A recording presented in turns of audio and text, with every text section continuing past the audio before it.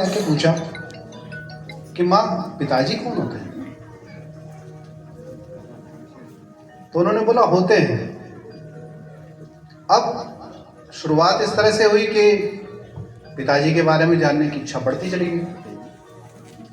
अब माँ मुझे बहलाने के लिए कभी कहे कि आप ये खाना बनाया तुम्हारे लिए, ये खाना बनाया है, ये कपड़े लाए हैं तुम्हारे लिए, मुझे कुछ भी अच्छा नहीं लगता था।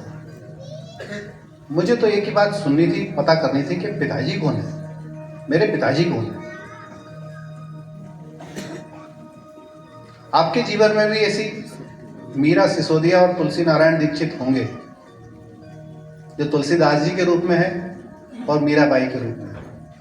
इन्होंने अपने को पिताजी के बारे में बताना शुरू किया है, लेकिन हमारे अंदर वो आग अभी नहीं लगी है जिसमें हम अपने पिताजी के बारे में जानने का प्रयास करें। गीता वो ग्रंथ है जिसमें पिताजी के बारे में पूरी डिटेल्स दी हुई है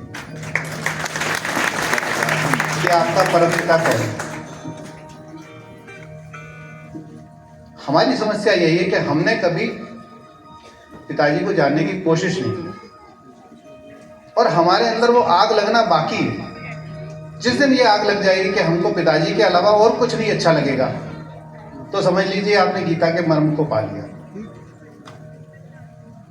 हम लोग, मैं बहुत सारे लोगों से बात करता हूं, मैंने अपने जीवन में ऐसा धर्म ग्रंथ नहीं देखा जिसमें ईश्वर के बारे में पूरी डिटेल्स दी हुई हो। ईश्वर कैसा दिखता है, कैसे बैठता है, कैसे चलता है, कैसे खाता है, किसको पसंद करता है, किसको ना पसंद करता है,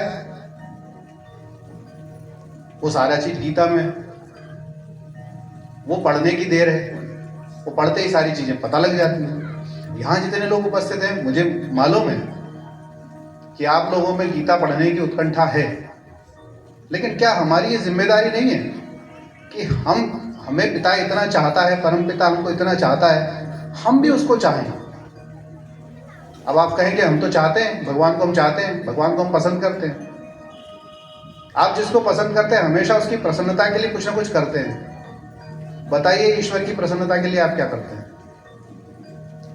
ईश्वर को प्रसन्न करने के लिए पहले ये जानना जरूरी है कि ईश्वर को पसंद क्या है।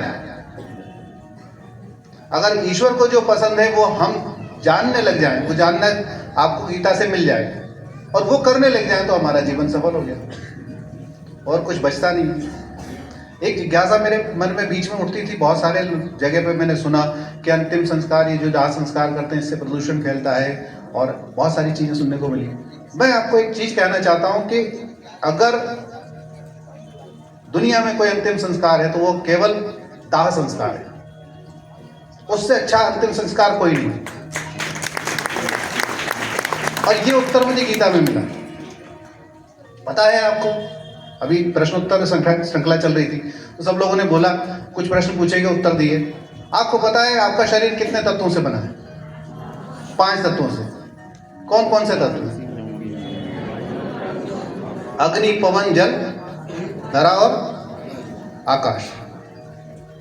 हमारे अंतिम संस्कार में ये 5 यूज होते हैं, बाकी अंतिम संस्कार में ये 5 यूज नहीं होते। अगर होते भी हैं तो वो बहुत कम मात्रा में यूज होते हैं।